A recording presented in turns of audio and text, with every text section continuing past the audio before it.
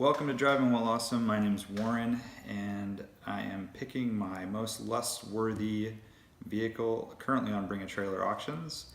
Wasn't that hard of a choice. There's a few cars on there that I thought maybe, but maybe not the right colors or right features or what have you.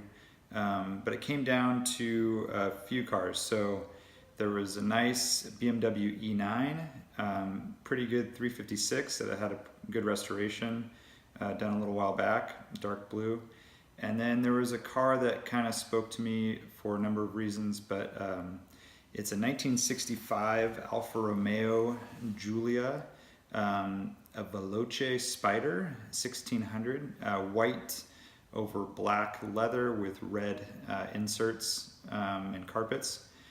Really pretty car, Pininfarina styling, kind of slow car fast, something you could do a lot with, drive in the mountains, go to Cars and Coffee, drive to the coast, that kind of stuff. It's a convertible, so summer's around the corner. Small car, beautiful lines, you don't see them often at all. And had 3 days left with, I think, $30,000 bid, something like that. I'm not sure exactly what it'll go for. Or if it'll even sell, but a really nice car. I guess originally it was gray and it's had the color changed to white, which isn't my favorite, but it's still a really tidy example that would be a lot of fun to drive, and it's rare. I think it would kind of hold its value. 250 they said around that exact model, and still around.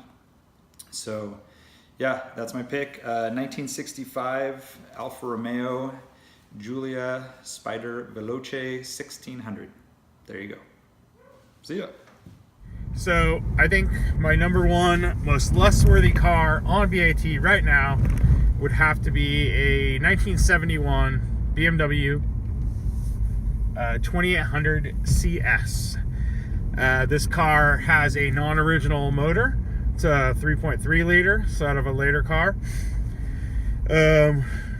Carbureted and with Weber carbs, and then it has a Getrag 5-speed manual transmission. I'm not sure which one it has. I don't know the code and I didn't look deep enough, but I don't know. It might be the Euro short ratio trans like I had in my old in the E30 I had with the dog leg. I'm not sure, or it might just be a normal 5-speed out of an 80s 5 Series. But regardless, these are cars that I've always lusted after. I remember being like 4th grade and drawing, just like looking at books with these cars in them. The 2800, the 3000, 3.0 CS, CSIs, and all that stuff. The E9s, so BMW E9s, and I would just draw them forever. They were always one of my favorite cars. I think they're beautiful. Love that thin C-pillar. The Hofmeister kink is like perfect on that. The Sharky front end, just a beautiful car in my opinion. So that's my most lust-worthy car. And then a second choice would be, there is a 1989 Golf GTI 16 valve. It is white with the plastic bumpers and the red trim and everything. Classic GTI. It has the stock wheels. I'm not sure what they're called, but they're like disc wheels with the little tiny like raindrops around the edge. Has those wheels. It looks really stock and original. That's an awesome car, and a car I could see myself buying another. I could see myself, actually, I've never had an Mark II Golf. I've had a Mark II Jetta, but I could definitely see myself getting into a Mark II GTI or a Mark I GTI, which is my favorite.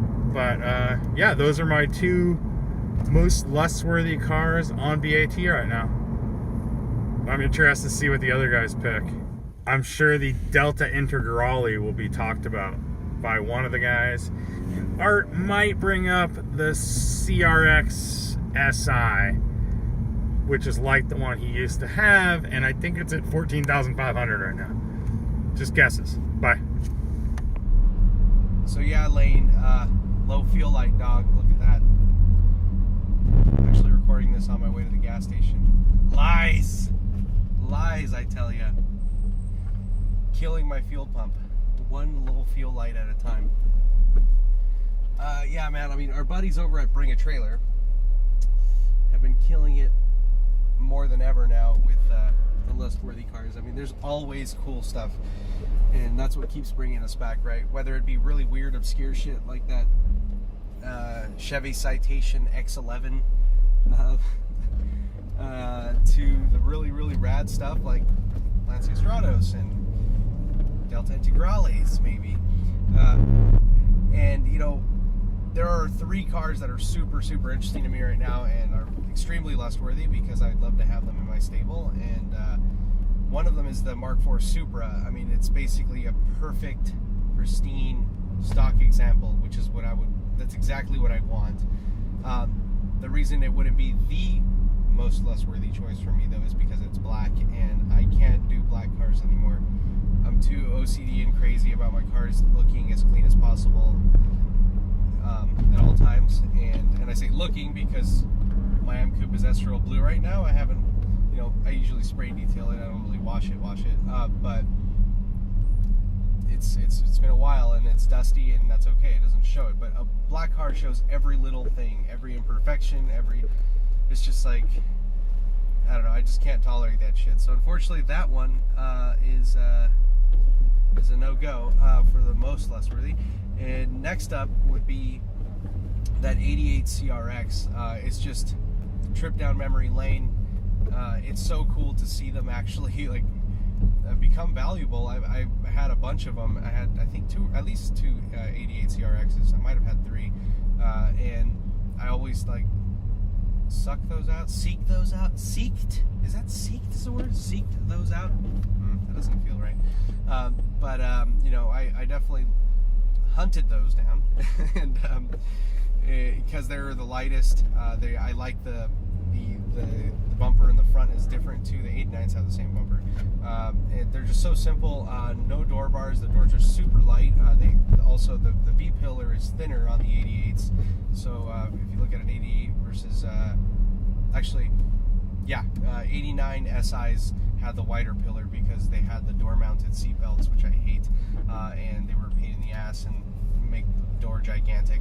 So just really, they kind of take away from like that simplistic, really, I don't know, that interior that all the panels feel so thin and simple, and like, I don't know, it just, not only is it a pain in the ass to have a door-mounted seat belt, but it also, I don't like the way it looks.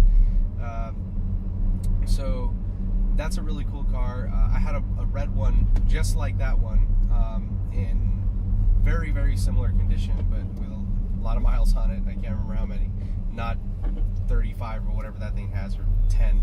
I have no idea. But and so those are super fun cars, and they have great seats from the factory. Fun little single overhead cam motor. Put an intake on it and a cam, and they sound amazing. I had an 89 SI with a cam and an intake, and it sounded awesome. It did have a port and polished head too, but super cool little sound.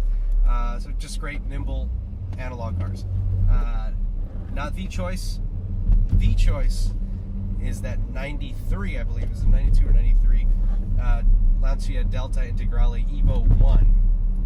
And that is a car that I've been lusting after for a very long time. I'm not a big fan of red cars in general, but I think those look really good in red.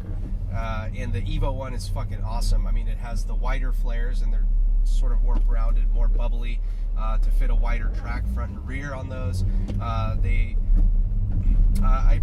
There was a small power bump. I mean, they have like 210 horsepower or something. 16 valve, of course. And the interior is so badass. I mean, those have the gray Alcantara interior usually, which is what I would want, and that one has that.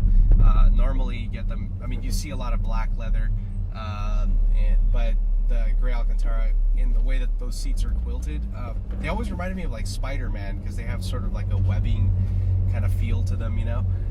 But those are phenomenal cars. Yes, parts are impossible to find. Sure, you have to know that one guy that knows how to work on them or whatever, but just lustworthy as hell. You know, Group B homologation car. Oh, look, 840 Ci. Group B homologation car. Actually, was it Group B? No, it was definitely not Group B. Rally homologation car. Sorry. The 840 Ci distracted me. Okay, and it just stands for everything that I want in a car. It's just that design. It's rad as heck. It's of the right era.